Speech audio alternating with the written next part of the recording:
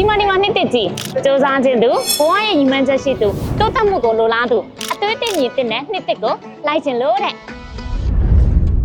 နှစ်ဟောင်းမှာအသွေးကိုဟောင်းနေနဲ့ရောင်ရင်းတင်းနေနေတဲ့သူရောဘယ်လိုလဲစိတ်တွေကိုပြင်ဆင်လိုက်တော့လေဗျာ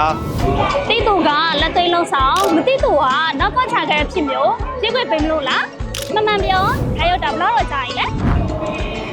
အချက်မပြေမှုကနေရုံထွက်ကိုအချိန်ကျနေပြီနော်တို့တွေလုံနိုင်မမလားဆိုတဲ့အတွေ့ကိုညောင်းနဲ့ပြစ်ထုတ်လိုက်ပြီးရင်လောက်ကိုလုံနိုင်တယ်လို့အသေးချာမှတ်ယူနော်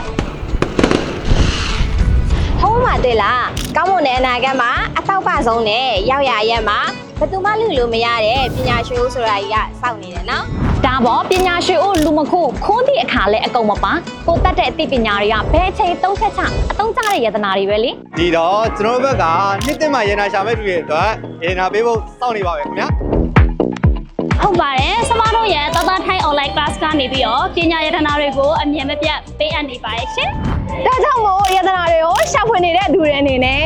ဆီယမတို့ရဲ့တတထိုင်း online class တင်ထဲမှာလိုအပ်တဲ့လောက်ယတနာများကိုလာရောက်ယူနိုင်မှာကြောင့်သတိကောင်းပါရင် နှစ်သိမ့်မှာအားလုံးနဲ့အလောက်ကိုင်းတွေစီကြပြီးရှင်လန်းချမ်းမြေ့ကြပါစေကြောင်းတသားထိုင်းဝင်ကလပ်မှာစုမှုအောင်ဆောင်ပေးလိုက်ပါတယ်ခင်ဗျာတသားထိုင်းဝင်ကလပ်ကဖွင့်လိုက်တဲ့ဆက်စမိုက်တဲ့တင်ညာပေးတဲ့ဇူးတူတင်ရဆိုရင် level အပြင်1 2 3နဲ့ပြောဆိုပြီးတော့သတ်မှတ်ပေးထားပါတယ်